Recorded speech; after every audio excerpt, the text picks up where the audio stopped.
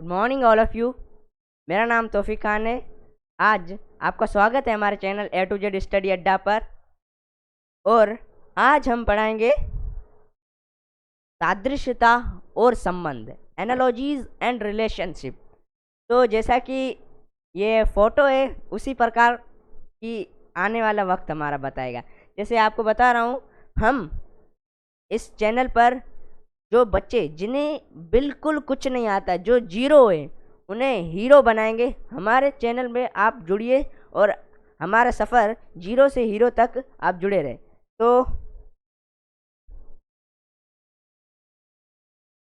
हमारा टॉपिक दूसरा, सादृश्यता और संबंध, एनालॉजीज और रिलेशनशिप।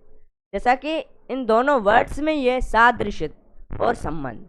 सादृश्य, सा का मतलब होता है समान अथवा दृश्य का नज़ारा, यानी कि समान नज़ारा। जो यानी कि इनमें से क्या वर्ड दिए जाएंगे ना, उनमें से क्या संबंध हमें ढूंढना है। समान कौन से दिखाई देने वाले हैं और उनका संबंध देखना है। तो हम चलते हैं अपने पहले क्वेश्चन के साथ। हाँ, तो जो ये पहला क्वेश्चन है ना, इसमें मैं थोड़ा सा एक्सप्लेन कर देता हूँ क्वेश्चन। इसमें क्या, जो इन दो वर्ड है ना, उन्माद और सनक, इन दोनों में जैसा संबंध है ना, वैसे ही हमें भय और किससे होगा इसके अंदर से। ऑप्शन में इच्छा, सो, कवि, आवश्यकता, डर, जैसा ही इन दोनों में संबंध है वैसा भय के साथ संबंध करना है। तो क्वेश्चन पढ़ लेते हैं। जो संबंध उन्माद और सनक में है, वही संबंध भय और निमित्त में किससे है। यानी कि ये सवाल पूछ रहा है उन्माद और सनक।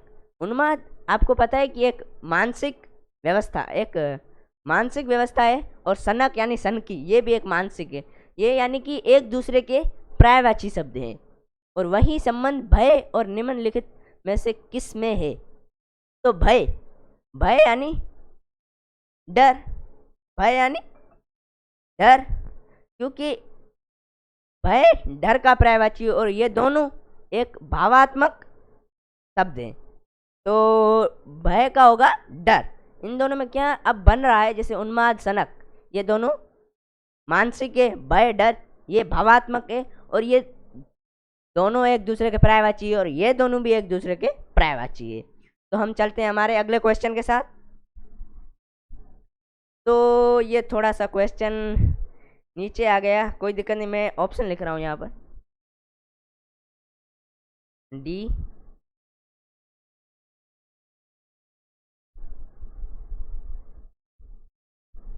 चुप्पी। हकलाना जिस प्रकार वाणी से संबंधित है, उसी प्रकार बहरापन संबंध निम्नलिखित किससे है।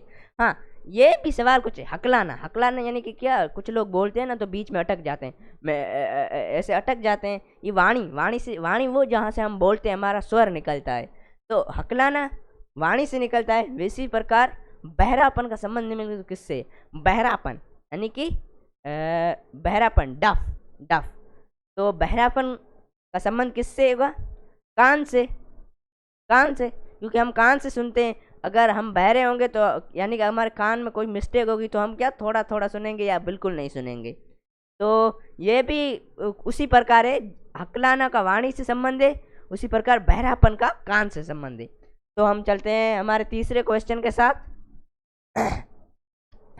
जिस प्रकार नेता अनुयायी से संबंधित है, उसी प्रकार संबंधित है सिपाही। ए कैप्टन, बी यूनिट, सी सेना, डी बैरक।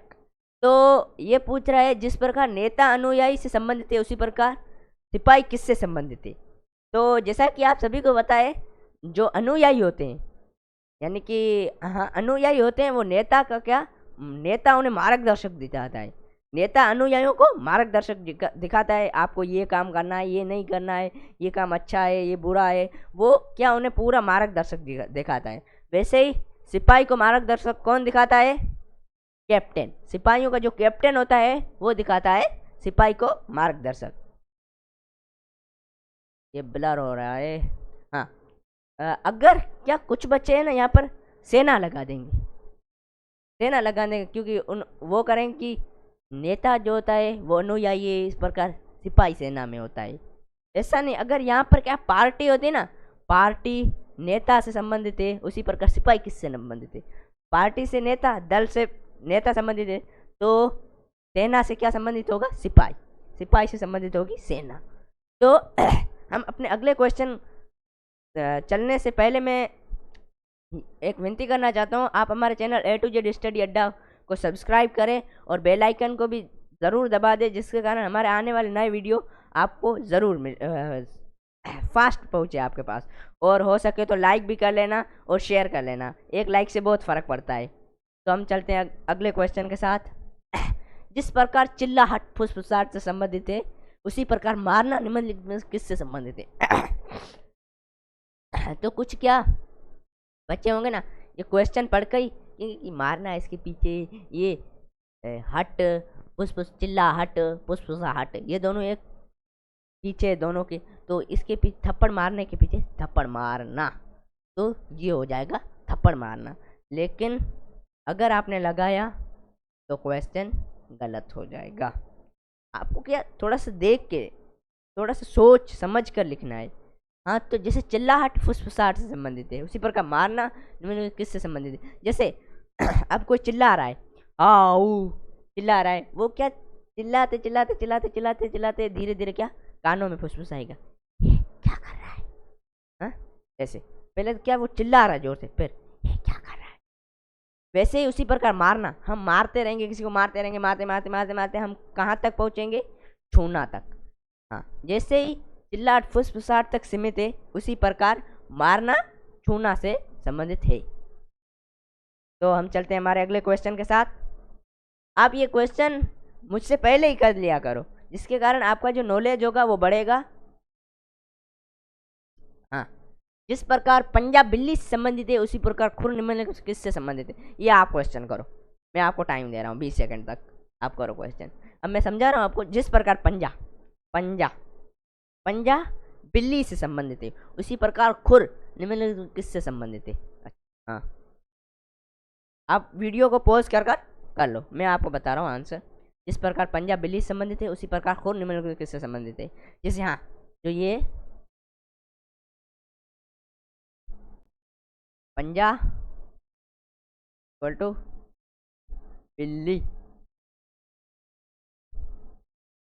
तो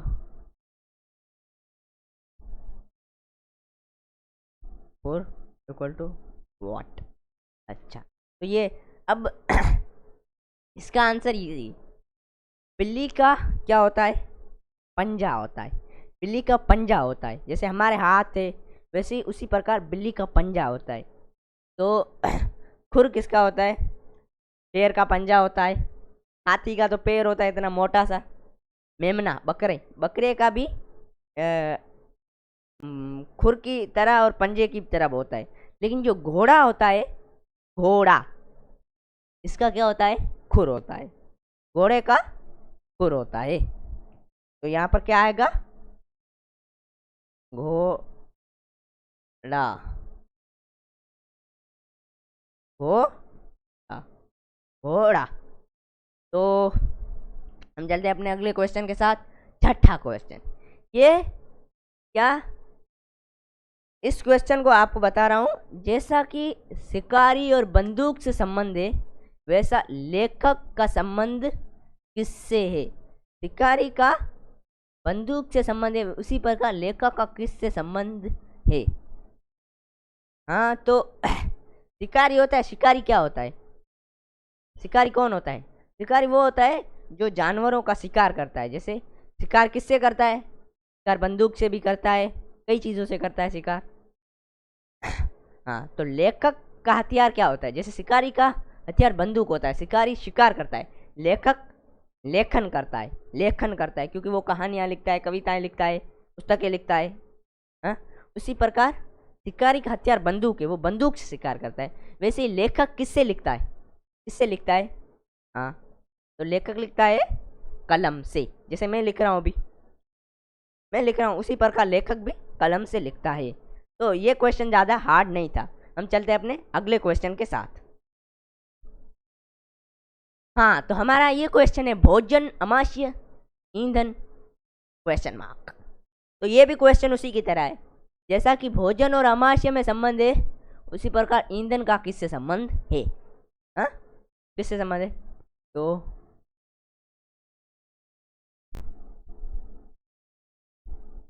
भोजन,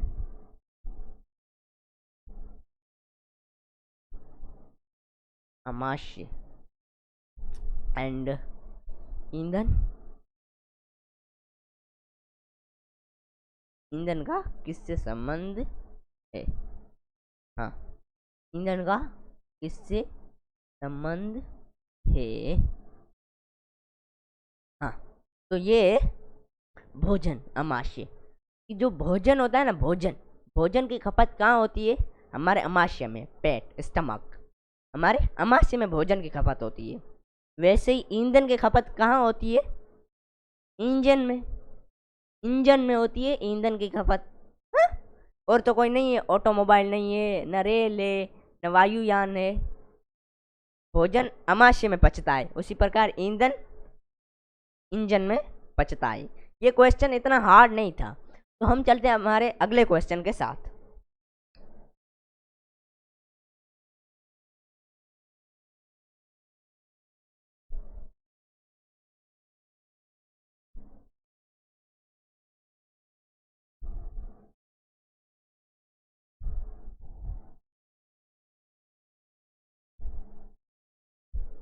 तो ये 8वां, जल, रेत, महासागर, क्वेश्चन मार्क चिन्ह।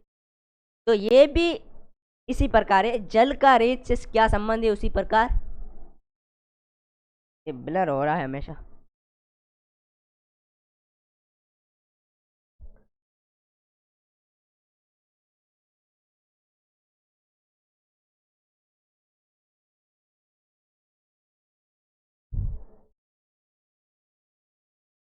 हाँ,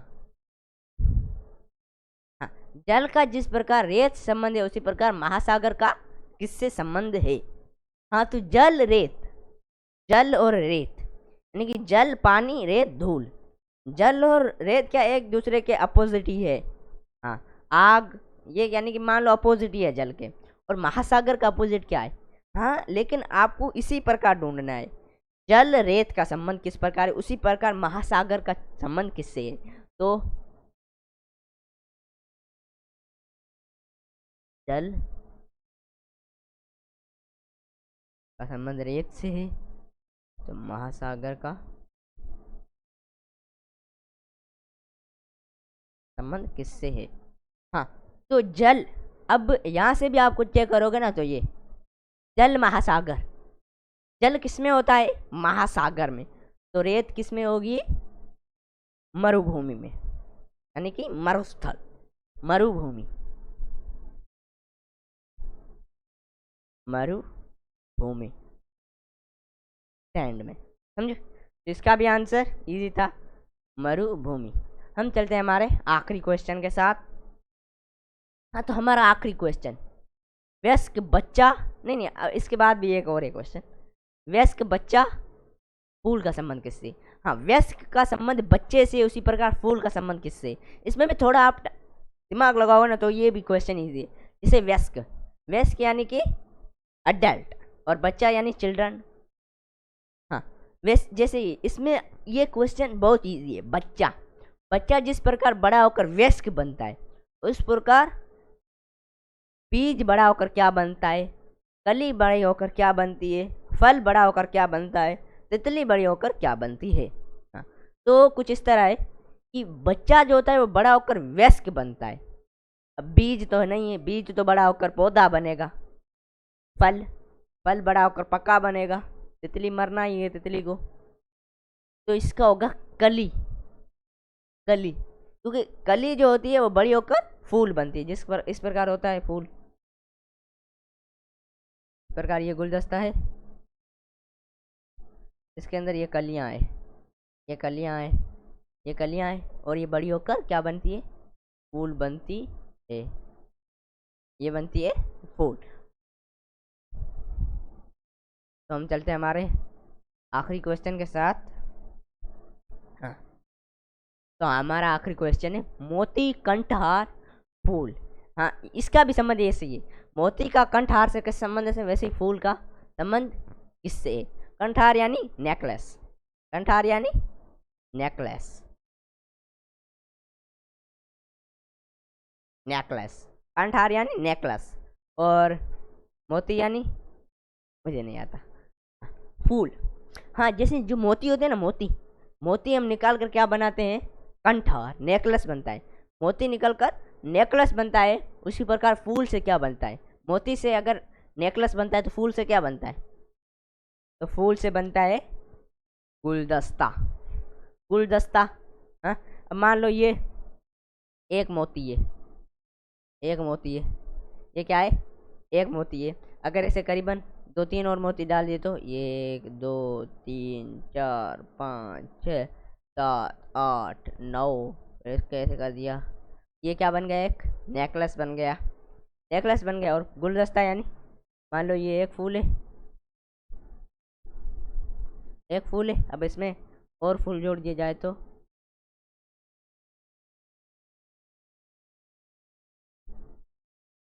ये बन गया गुलदस्ता। बस ये भी आसान है। हाँ,